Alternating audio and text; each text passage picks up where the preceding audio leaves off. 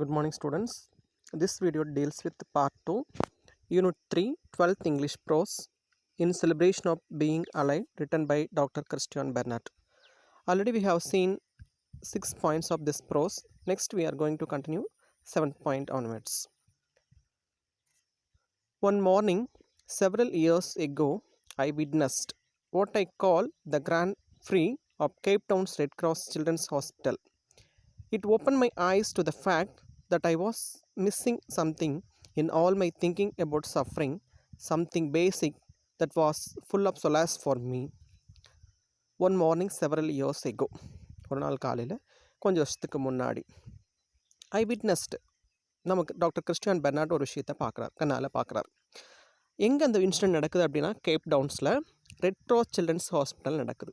So அந்த என்ன விஷயம் அப்படி இன்சிடென்ட் அப்படின்னா கிராண்ட் ப்ரிக்ஸ் அப்படின்னு கொடுத்துருப்பாங்க. நம்ம படிக்கிறது கிராண்ட் ப்ரீன்னு தான் படிக்கணும். ஸோ இந்த கிராண்ட் ப்ரீ அப்படிங்கிறது ஒரு கார் பந்தயம். ஸோ அந்த மாதிரி ஒரு விஷயம் நடக்குது.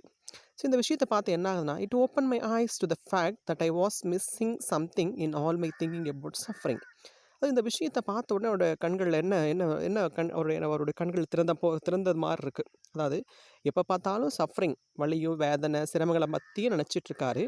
இப்போ சடனாக அந்த விஷயத்தை பார்க்கும்போது அந்த வேதனை எல்லாத்தையும் மறந்துட்டு ஏதோ ஒரு விஷயம் நல்ல விஷயத்தை பார்க்குற மாதிரி அவருக்கு தோணுது. அப்போது இந்த விஷயம் அந்த கேம் அங்கே நடந்துட்டு அந்த இன்சிடென்ட் ஆனது இவருக்கு கம்ப்ளீட்டான ஒரு கம்ஃபோர்ட் கொடுக்குது. கம்ஃபோர்ட்னா ஒரு ஆறுதல் கொடுக்குற மாதிரி இருக்குன்னு சொல்லாஸ் அப்படின்னா கம்ஃபோர்ட்னு அர்த்தம். கம்ஃபோர்ட்னா என்னென்னா ஆறுதல் கொடுக்குற மாதிரி அவருக்கு இருக்குது. What happen there that morning was that a nurse had left breakfast trolley unattended. என்ன நடந்துச்சாங்க அப்படின்னா, அன்றைக்கி காலையில் நர்ஸ் என்ன பண்ணுறாங்கன்னா, பிரேக்ஃபாஸ்ட் ட்ராலி அங்கே இருக்க வேண்டி இருக்குது, அது கவனிக்காமல் போகிறாங்க. And very soon this trolley was commanded by an intrepid crew of 2, a driver and a mechanic. So கொஞ்ச நேரத்தில் 2 பேர் அந்த ட்ராலி வந்து மூவ் பண்ணுறாங்க. அந்த 2 பேர் யார் அப்படின்னா ஒரு driver and mechanic. The mechanic provided motor power by galloping along behind the trolley with his head down, while the driver seated on the mower deck held on with one hand and steered by scraping his foot on the floor. So இப்போது mechanic என்ன பண்ணுறாருனா motor power கொடுக்குறாரு. எப்படி அப்படின்னா ட்ராலிக்கு பின்னாடி நின்றுட்டு தலை மூலமாக அப்படியே பிடிச்சிட்டு தள்ளிகிட்டே வராரு. ஸோ டிரைவர் என்ன பண்ணுறாருனா அந்த வண்டியோட முன்னாடி சீட்டில் உட்காந்து என்ன பண்ணுறாருனா ஒரு கையை வந்து ஸ்டீரிங்கில் பிடிச்சிக்கிட்டு இன்னொரு கால் என்ன பண்ணுறாருனா அப்படியே கீழே தரையில் அப்படியே உரைச்சிக்கிட்டே அப்படியே வண்டியை மூவ் பண்ணுறாங்க. The choice of roles was easy because the mechanic was totally blind. The driver had only one arm. So அவங்க சூஸ் பண்ணிக்கூட அந்த ஜாப், அந்த கரியர், அந்த டியூட்டி வந்து பார்த்திங்க அப்படின்னா கரெக்டாக சூஸ் பண்ணியிருக்காங்க.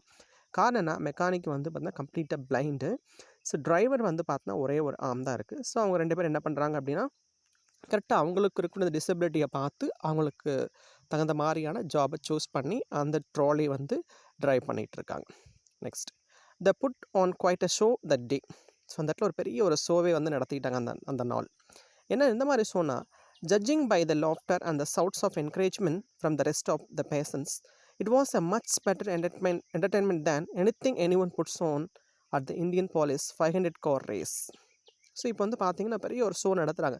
ஸோ அங்கே இருக்கக்கூடிய அதர் பேஷன்ஸ் எல்லாம் ரொம்ப என்கரேஜ் ஆகிறாங்க, ரொம்ப சிரிக்கிறாங்க, இவங்களை ஜட்ஜ் பண்ணுறாங்க. ஸோ அந்தளவுக்கு ஒரு பெரிய ஒரு கேமே நடக்குது. ஸோ இது எதை விட ரொம்ப பெரிய ஒரு விஷயமா இருக்குது அப்படின்னா, இந்தியன் போலீஸ் 500 கார் ரேஸை விட இங்கே நடந்துட்டு இருக்கக்கூடிய இந்த இன்சிடென்ட்ஸ் வந்து ரொம்ப சந்தோஷமாகவும் ரொம்ப ஒரு மகிழ்ச்சியான ஒரு பெரிய ஒரு என்டர்டெயின்மெண்ட்டாக இருக்கிறதா நினைக்கிறாங்க. ஸோ இங்கே நம்ம கொடுத்துக்கிற டாக்டர் கிறிஸ்டியன் பெர்னார்ட் வந்து கேம்ஸ் மேலே ரொம்ப ஒரு ஆர்வம் இருக்குது, ஸ்போர்ட்ஸ் மேலே ரொம்ப ஆர்வம் இருக்கிறதுனால தான் இந்த மாதிரியான ரேஸ் பற்றி இந்த மாதிரியான விஷயத்தை பற்றி அதிகமாக சொல்கிறாருன்னு நினைக்கிறேன். ஸோ அதனால் கம்பேரிசன்ஸ் எல்லாம் பார்த்தா ஒரு கார் ரேஸோடையே கம்பேர் பண்ணிகிட்ருக்காரு. ஸோ அவர் லைக் பண்ணக்கூடிய அந்த கார் ரேஸை விட இந்த பசங்க 2 பேரும் செய்யக்கூடிய இந்த செயல் வந்து ரொம்ப சூப்பராக இருக்குன்னு சொல்கிறார். And then there was a grand finale of scattered plates and silverware before the nurse and ward sister caught up with them, scolded them and put them back to bed. So இப்போ உடனே nurse வராங்க. So அவங்கள வந்து என்ன ward சிஸ்டரும் வராங்க.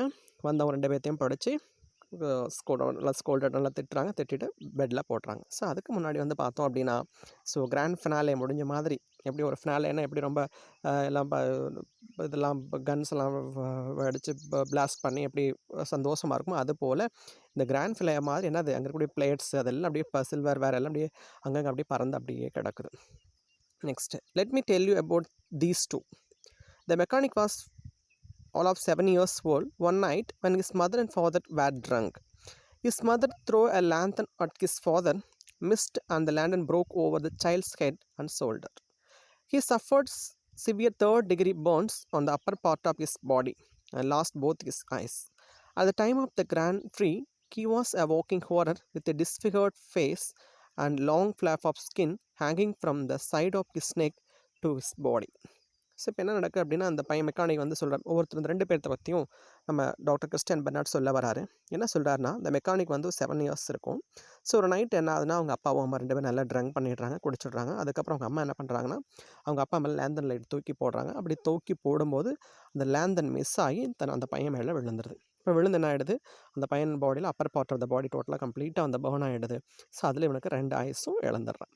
So அப்போது இப்போ இங்கே இந்த கிராண்ட் ஃப்ரீ அப்படின்னு இந்த இடத்துல சொல்கிறது என்னென்னா, அந்த பசங்க செஞ்சுட்டு இருக்கக்கூடிய அந்த சேட்டையை தான் என்ன சொல்கிறேன்னா கிராண்ட் ஃப்ரீன்னு சொல்கிறாரு. இங்கே அந்த கேம் நடக்கலை.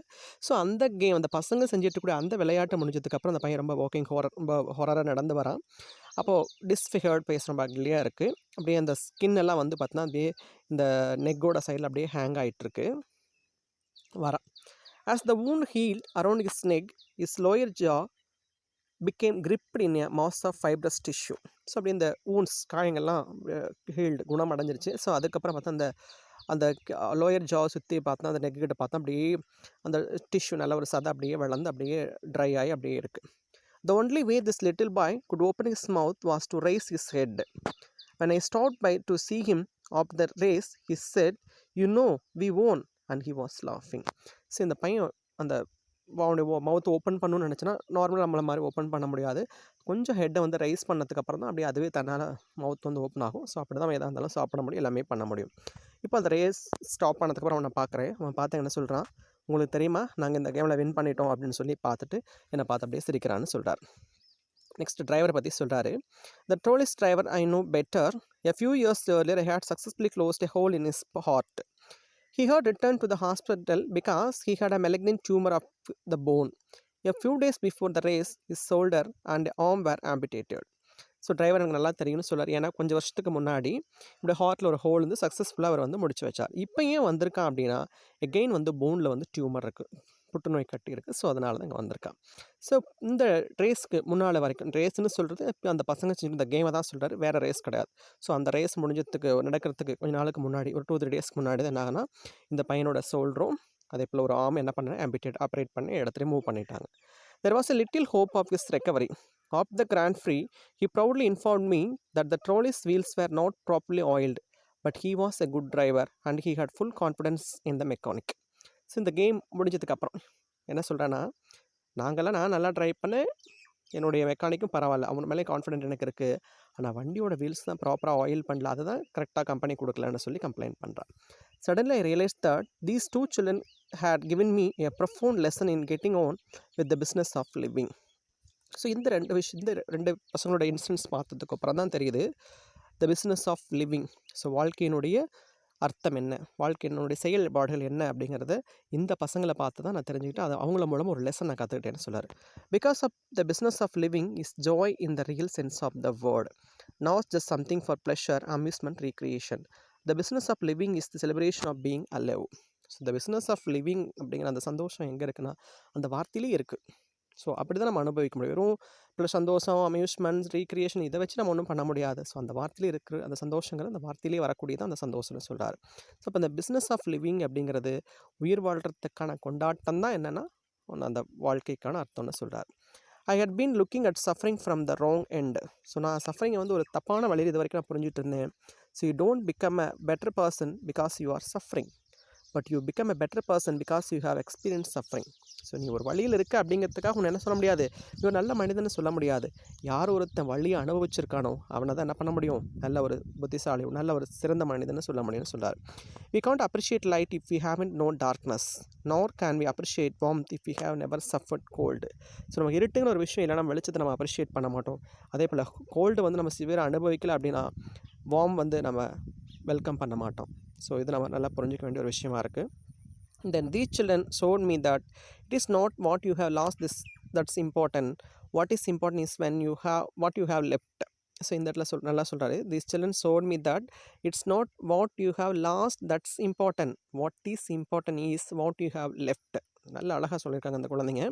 அதாவது நம்ம என்ன நம்ம தொலைச்சிட்டோம் அப்படிங்கிறது முக்கியம் கிடையாது, என்ன விஷயத்தை இந்த நாட்டுக்காக இந்த மக்களுக்காக நம்ம விட்டுட்டு போகிறோம் அப்படிங்கிறது அதுதான் நம்ம முக்கியம்னு சொல்லியிருக்காரு. ஸோ அப்போது வாழ்க்கைனா என்ன, வாழ்க்கையில் நம்ம எப்படி இருக்கணும் அப்படிங்கிறத அழகாக நம்ம டாக்டர் கிறிஸ்டியான் பெர்னார்ட் சொல்லியிருக்காரு. ஸோ வாழ்க்கைங்கிறது சந்தோஷத்திற்கான ஒரு கொண்டாட்டம் தான். ஸோ எல்லோரும் வாழ்க்கையை சந்தோஷமாக கொண்டாடுங்க. கண்டிப்பாக நம்ம வாழ்க்கை நல்லா பிரைட்டாகவும் அட் த சேம் டைம் ஒரு